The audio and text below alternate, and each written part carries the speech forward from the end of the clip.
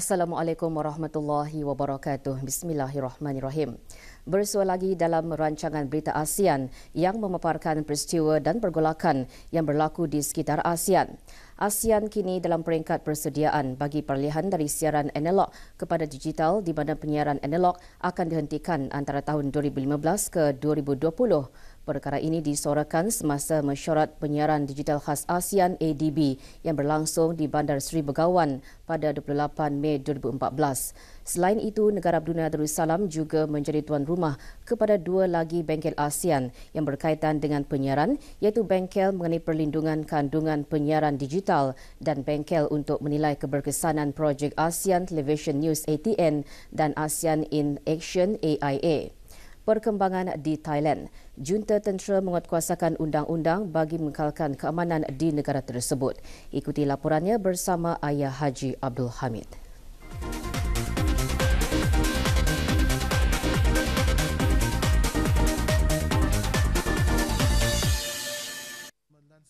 Media, terutamanya penyiar kerajaan, secara tradisi memainkan peranan penting dalam memberikan informasi kepada para penonton di negara-negara anggota ASEAN sambil memupuk jalinan komuniti masing-masing serta membentuk budaya dan identiti.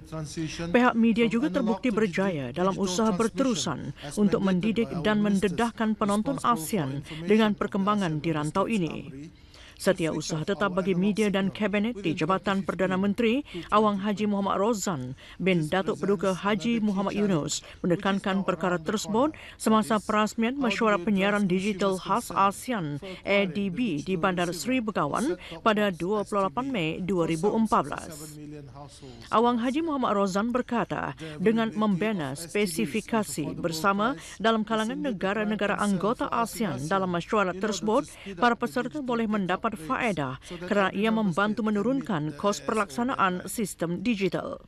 Katanya, ASEAN kini dalam peringkat persediaan bagi peralihan dari siaran analog kepada digital, seperti yang dimandatkan oleh menteri-menteri negara-negara ASEAN yang bertanggungjawab dalam penerangan agar menghentikan penyiaran analog antara tahun 2015 ke 2020. Ia merupakan cabaran utama yang akan dihadapi. Bagaimana untuk memenuhi keperluan para pengguna terhadap digital receiver atau set-top box STB bagi kira-kira 67 juta kediaman di ASEAN.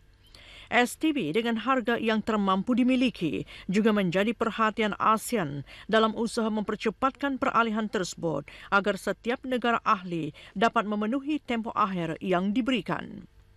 Mesyuarat khas selama 2 hari ini dihadiri oleh delegasi-delegasi dari Malaysia, Myanmar, Filipina, Singapura dan Vietnam serta Sekretariat ASEAN. Dengan dianggotai oleh negara Brunei Darussalam dan Singapura, inisiatif penyiaran digital ASEAN merupakan platform kerjasama yang penting bagi negara-negara anggota ASEAN untuk berkongsi pengetahuan dan pengalaman dan merumuskan plan untuk memudahkan pelaksanaan penyiaran digital. Sementara itu, negara Brunei Darussalam juga menjadi tuan rumah kepada bengkel mengenai perlindungan kandungan penyiaran digital dan bengkel untuk menilai keberkesanan projek ASEAN Television News ATN dan ASEAN in Action AIA.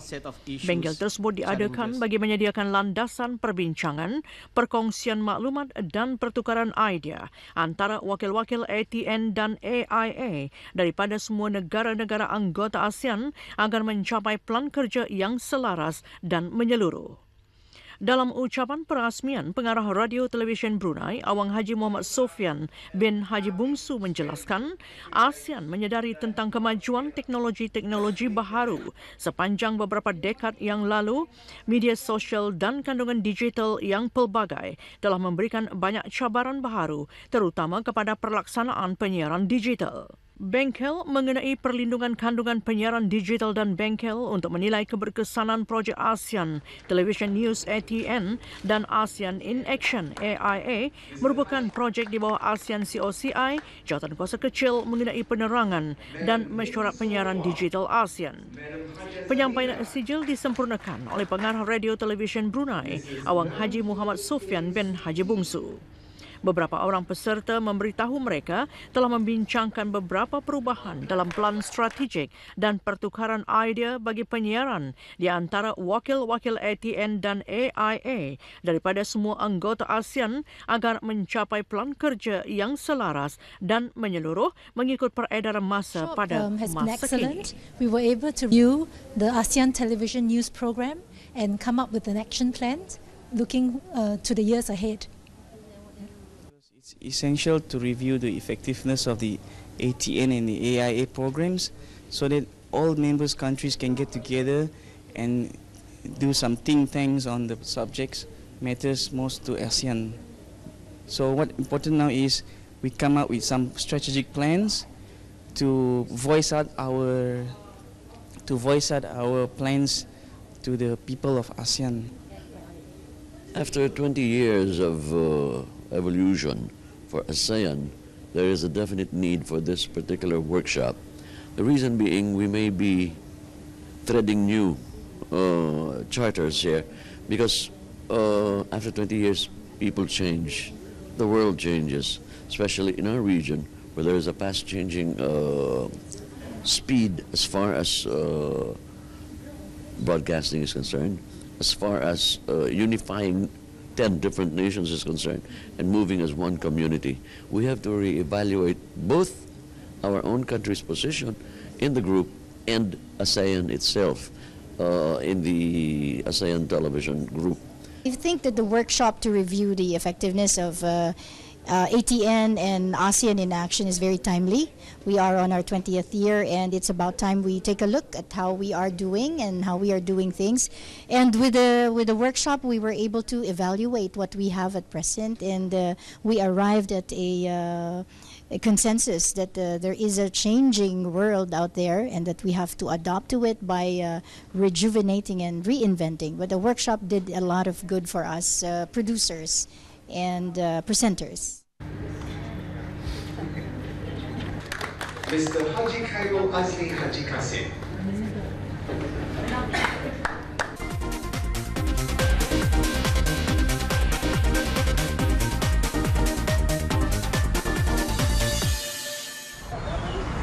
Junta Tentera Thailand menegaskan akan menguatkuasakan undang-undang bagi mengekalkan keamanan di negara tersebut. Di bawah langkah terbaru itu, pihak tentera tidak lagi akan membenarkan sebarang tunjuk perasaan terhadap rampasan kuasa tentera minggu lalu. Suasana di Bangkok kembali normal dengan para penduduk meneruskan kehidupan seperti biasa. Sejak rampasan kuasa minggu lalu, Bangkok dilihat mula kembali seperti biasa sejak berbulan lamanya, walaupun bantahan telah melumpuhkan bandar berkenaan. Para ketua rampasan yang menghalau keluar para pembantah dari kemah-kemah mereka sejak berkuasa berkata perniagaan yang menurun kini mulai meningkat walaupun masih bimbang dengan pemerintahan tentera itu. Pemerintah baru Thailand berkata mereka ingin melihat perdamaian antara parti-parti politik yang bertikai sebelum kembali ke pemerintahan awam. Sementara itu, pihak berkuasa tentera Thailand menutup buat sementara waktu beberapa sistem pengangkutan bawah tanah dan stesen-stesen kereta api kerana bimbang kemungkinan berlaku kekacauan. Langkah diambil selepas junta berkenaan menempatkan berpuluh-puluh ribu anggota tentera dan polis di tengah-tengah ibu negeri Bangkok bagi menghalang sebarang tunjuk perasaan berikutan rampasan kuasa tentera pada 22 hari bulan lalu. Pihak berkuasa menjangka para pembantah akan berhimpun di beberapa buah lokasi di Bangkok, termasuk kawasan-kawasan yang menempatkan pusat-pusat membeli belah terkemuka. Menurut Ketua Polis Thailand, Somyot Pong Panmong, hampir 6,000 anggota polis dan tentera ditempatkan di tengah bandaraya itu dengan unit-unit bertindak khas bersiap sedia untuk mengekang sebarang tunjuk perasaan yang mungkin merebak ke tempat lain. Sejak rampasan kuasa bulan lalu, pihak tentera mengharamkan perhimpunan politik yang melebihi 5 orang. Beberapa buah pusat membeli belah di sekitar kawasan pusat Bangkok bertindak untuk menutup atau mengurangkan waktu perniagaan.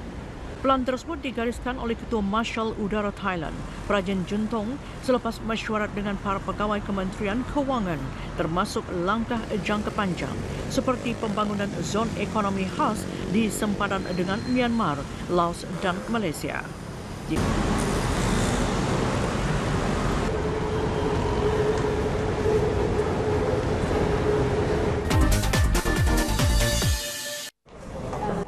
Keselamatan ditingkatkan di Singapura ketika para menteri pertahanan menamatkan dialog Shangri-La bagi membincangkan isu-isu keselamatan global dan serantau. Amerika Syarikat dan China yang menghadiri Forum Keselamatan Asia bersama Setiausaha Pertahanan Amerika Syarikat mendakwa Beijing menggugat kestabilan rantau ini dan pegawai tertinggi China menjawab ulasan tersebut yang berunsur ancaman dan ugutan. Setiausaha Pertahanan Amerika Syarikat Chuck Hagel mengambil matlamat Beijing dalam mengendalikan pertikaian wilayah bersama negara jiran Asia. Forum yang berlangsung selama 3 hari itu dianjurkan oleh Institut Antarabangsa bagi pengajian strategik dengan menghimpunkan pakar pertahanan serta keselamatan dan para pegawai Asia, Amerika Syarikat dan Australia. Bilateral is like the speed dating, as Andrew described this, the rubber documents of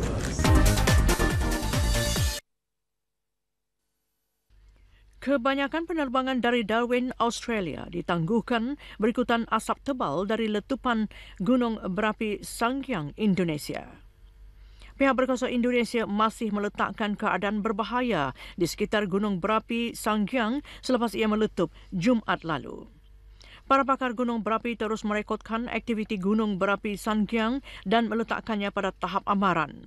Seorang pegawai gunung berapi, Juliadin, berkata pihaknya mencatatkan 4 letupan susulan dari letusan besar Jumaat lalu.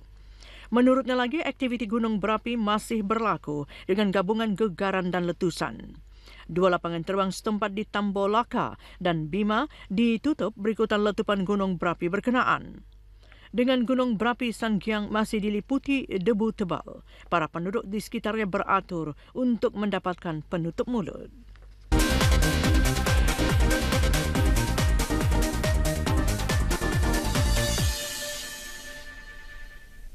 Auda, ketua-ketua dan para pemimpin ASEAN dalam deklarasi Naypyidaw menekankan kepentingan matlamat dan maksud ASEAN seperti yang dinyatakan dalam deklarasi Bangkok 1967 khususnya untuk menggalakkan kerjasama serantau dengan menyumbang ke arah keamanan, kemajuan dan kemakmuran di rantau ini. Berita ASEAN seterusnya memaparkan beberapa bahan menarik untuk dikongsikan bersama. Laporannya bersama Ayah Haji Abdul Hamid.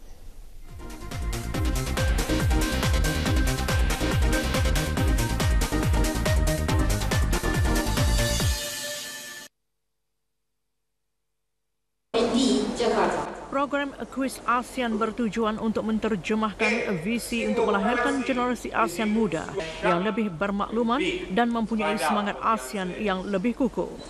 Bertemakan melangkah ke hadapan dalam perpaduan ke arah komuniti aman dan sejahtera. Tahun ini, pertandingan ini diperkenalkan pada tahun 2002 dengan tujuan untuk meningkatkan hubungan di kalangan belia ASEAN yang akan menjadi piagam masa depan rantau kecil itu. Kuis ASEAN merupakan program di bawah jawatan kuasa ASEAN COCI mengenai kebudayaan dan penerangan dan diadakan sekali dalam 2 tahun. Kuis ini berusaha untuk meningkatkan pengetahuan dan kesedaran di kalangan pelajar hal ehwal ASEAN, mendedahkan mereka kepada budaya, politik, ekonomi dan sosial negara-negara anggota. Pertandingan ini meningkatkan minat membaca dan kaedah mencari maklumat di kalangan peserta. Di Majlis Penutup Kuis ASEAN Peringkat Kebangsaan 2014 di Kuala Lumpur baru-baru ini, Timbalan Menteri Komunikasi dan Multimedia Malaysia, Jailani Johari berkata, acara seperti Kuis ASEAN adalah salah satu daripada beberapa program yang akan dirumuskan untuk persediaan Malaysia menjadi pengerusi ASEAN pada tahun 2015. Kuis tersebut akan menjadi platform bagi meningkatkan kefahaman dan setia kawan dalam generasi muda di rantau ASEAN. Beliau berkata, ketiga-tiga belia yang memenangi kuis di peringkat kebangsaan akan mewakili Malaysia pada pertandingan akhir di peringkat serantau di Vietnam pada bulan Ogos dan mereka juga akan bertindak sebagai duta negara.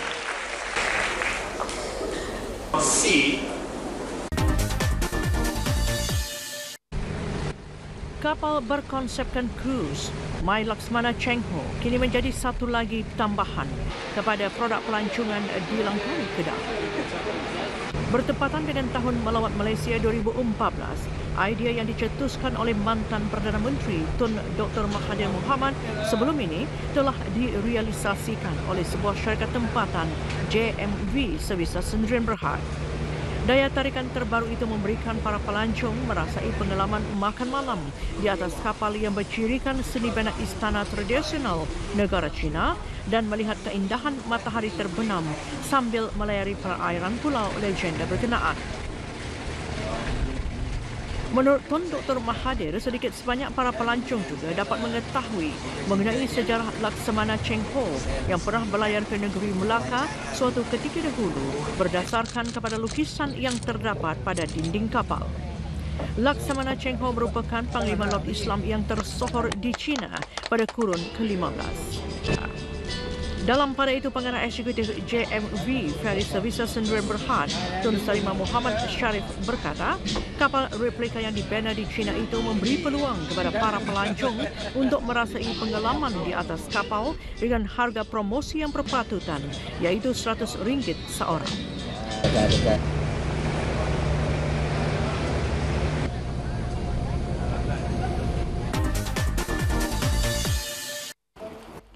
Dalam usaha berterusan untuk menjadikan proses pembangunan telus kepada mereka yang berkepentingan, Kerajaan Laos dan pemaju Mega First Corporation menganjurkan lawatan kedua ke rantau Khon Falls di daerah Kong, wilayah Champasak. Lawatan 2 hari itu memberi peluang kepada para peserta untuk belajar daripada pakar-pakar bagaimana ikan boleh melalui pelbagai saluran pada musim kemarau. Satu lawatan tapak sebelum ini telah dijalankan pada bulan November. Kerajaan telah membuat komitmen yang kuat untuk menangani kebimbangan alam sekitar ke atas impak projek jana kuasa hidro Don Sahong. Lawatan ini menyebabkan peluang kepada pemaju projek untuk menerima komen dari pakar-pakar alam sekitar sebagai sebahagian daripada usaha untuk merumuskan reka bentuk ampangan. Ampangan tersebut dibina di salah satu saluran Mekong di rantau Khon Falls. Semasa bengkel yang diadakan sebelum lawatan ke tapak, pakar alam sekitar di Laos melahirkan kebimbangan bahawa ampangan itu akan menyebabkan beberapa kesan negatif, terutamanya pada sedimen dan morfologi sungai, kualiti air, kesan sosial dan reka bentuk ampangan dan keselamatan. Mereka juga bimbang bahawa ampangan itu akan membawa kepada kepupusan ikan lumba-lumba Irrawaddy yang semakin berkurangan nombor termasuk pot kecil di Mekong di sempadan Laos Kemboja. Laos bercadang untuk menjadi pembekal utama bekalan elektrik di rantau kerana kepada sumber-sumber semula jadi yang semakin banyak. Negara itu mempunyai lebih daripada 23 loji tenaga hidro yang beroperasi dengan jumlah kapasiti 3,211 MW. Di Singapura, satu program baru akan membantu bekas banduan untuk kembali semula ke kehidupan pekerjaan. Program yang dipanggil Strengthening Opportunities Advocating Resilience SOAR telah dilancarkan di Expo Pekerjaan untuk bekas banduan dan keluarga mereka. Program SOAR dianjurkan dengan kerjasama di antara Agensi Kemajuan Tenaga Kerja dan Industrial and Services Cooperative Society Limited ISCOS untuk membantu bekas banduan. Program selama 2 tahun tersebut adalah terbuka kepada semua mereka yang tidak mempunyai pekerjaan dan kepada mereka yang berumur 35 tahun ke bawah yang mempunyai pendapatan kurang daripada 1,900 sebulan. Sesiapa yang layak boleh mendaftar untuk kursus yang dipersetujui oleh Singapore Workforce Development Agency WDA dan akan dapat subsidi sehingga 90%. Beberapa faedah daripada program SOAR termasuk allowance untuk pemohon yang menganggur semasa dalam latihan mereka. Mereka juga akan dapat bantuan tertentu seperti memilih kursus yang bersesuaian. Apabila mereka tamat latihan mereka, akan mendapat bantuan semasa mencari pekerjaan. Selepas mereka mendapatkan pekerjaan, diharapkan SOAR akan membantu mereka untuk menyesuaikan diri dalam pekerjaan. The job that given to us, we take it seriously. We do a proper job, we do a clean job, make everybody, The breeze of the wind Di Filipina, Festival Belon Udara Panas Antarabangsa 2014 menarik perhatian para pelancong tempatan dan asing. Acara yang dianjurkan oleh Persatuan Belon Udara yang baru ditubuhkan itu diadakan dengan kerjasama penyelarasan dengan Jabatan Pelancongan negara tersebut. Pada tahun ini, festival tersebut diadakan di sebuah taman yang bertaraf dunia. Festival ini diharap akan dapat menyemarakkan lagi semangat untuk terbang bagi golongan muda dan tua, memajukan lagi industri penerbangan, mewujudkan peluang pekerjaan dan perniagaan, serta mempromosikan pelancongan. Lebih 35 jenis belon warna-warni dan bentuk dari negara-negara lain termasuk Filipina, Malaysia, Belgium dan Amerika Syarikat mengambil bahagian dalam festival itu.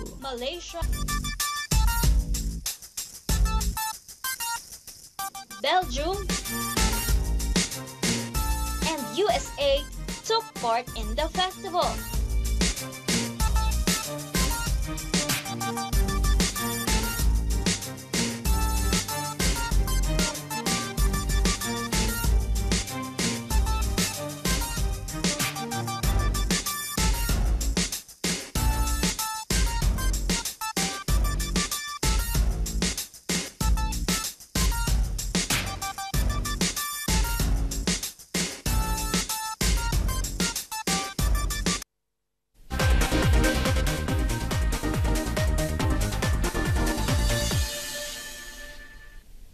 Auda, deklarasi Naypyidaw juga mengalu-alukan kemajuan yang dicapai dalam melaksanakan tindakan bagi komuniti ASEAN 2015 serta langkah dan komitmen lain yang dinyatakan dalam pelbagai deklarasi ASEAN dan pelan tindakan. Untuk mengikuti berita ASEAN, Auda boleh layari video portal melalui laman web www.rtbnews.rtb.gov.bn. Hingga di sini dulu pertemuan kita dalam berita ASEAN malam ini. Bertemu lagi minggu hadapan pada hari dan waktu yang sama. Assalamualaikum warahmatullahi wabarakatuh. Salam hormat dan selamat malam.